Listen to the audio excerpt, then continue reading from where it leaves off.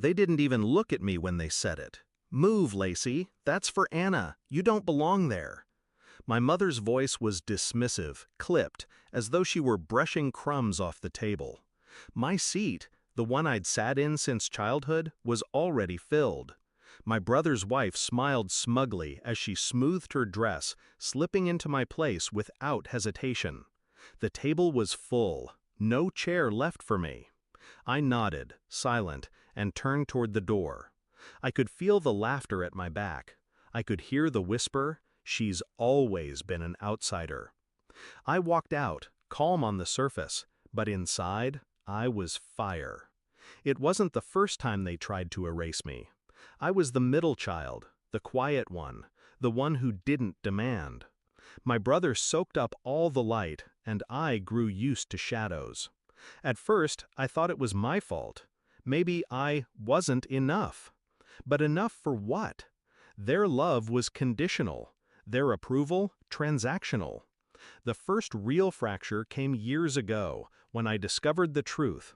While I was working double shifts to pay off my college debt, my father had taken money from the account my grandfather set aside for me.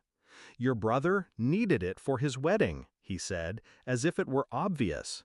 As if my future was negotiable, disposable. That was the night I stopped begging for a seat at their table. That was the night I began building my own. The signs of betrayal were constant after that. Small, sharp cuts. My birthday forgotten while theirs were celebrated with parties. My opinions ignored at family gatherings. My brothers' wives taking what little space was left for me, until I was nothing but a ghost in my own bloodline. Each slight carved a new scar, and with every scar I learned. I didn't fight, I observed, I calculated. The plan began quietly. Grandpa was the only one who saw me, not as an inconvenience, but as his equal. He taught me about investments, real estate, the weight of contracts. He saw through my silence and recognized the discipline beneath it. When my parents cut me out of their will, I didn't argue. I'd already moved beyond their scraps. But Grandpa, he wanted justice.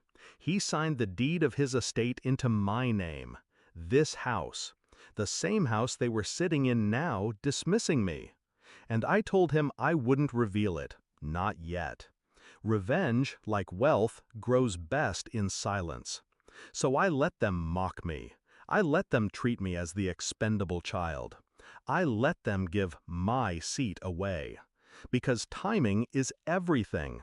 And tonight, the stage was set. When I reached the door, Grandpa's voice cut through the room, gravelly, stern. "Sit down, Lacey." I froze. Everyone did. My father shifted in his chair. "Dad, there's no place for her." "Enough," Grandpa snapped, slamming his hand on the table. His gaze swept across the room, sharp as a blade. Then he turned to me. "Actually, she owns this house." The silence was absolute. My mother's fork dropped against her plate. My brother's wife stiffened in my chair, her smug smile collapsing. I turned slowly, walked back in. My heels echoed on the hardwood. I didn't rush. I didn't need to. Every second stretched like a lifetime. I stopped beside the table, beside her. Anna looked up at me, pale. "What does he mean?" I leaned down, close enough for her to feel my breath. "It means," I whispered, "you're sitting in my seat." The collapse was beautiful. My brothers demanded answers. My parents sputtered excuses. My mother's face was red with embarrassment, fury, shame. I didn't argue. I didn't explain. Grandpa slid the deed across the table, the official stamp clear, my name inked in bold. Every eye followed it. Every mouth fell silent. They realized then that the daughter they had dismissed, the sister they had mocked, the relative they had erased, was the one who now held the keys to their roof. I pulled out a chair, not the one Anna had stolen, but the head of the table. Grandpa nodded, proud. Slowly, I sat. They watched me, stunned. "Dinner's getting cold," I said calmly, pouring myself a glass of wine. No one moved at first. Then, one by one, they obeyed. Forks lifted, plates shifted. No one dared look me in the eye. The power wasn't in the deed. It wasn't in the house. It was in the silence that followed. The silence of people who suddenly understood their own irrelevance. They had tried to erase me. Instead, I erased their illusion of control. That night, as laughter stuttered and conversation limped, I sat at the head of the table in the house they no longer owned.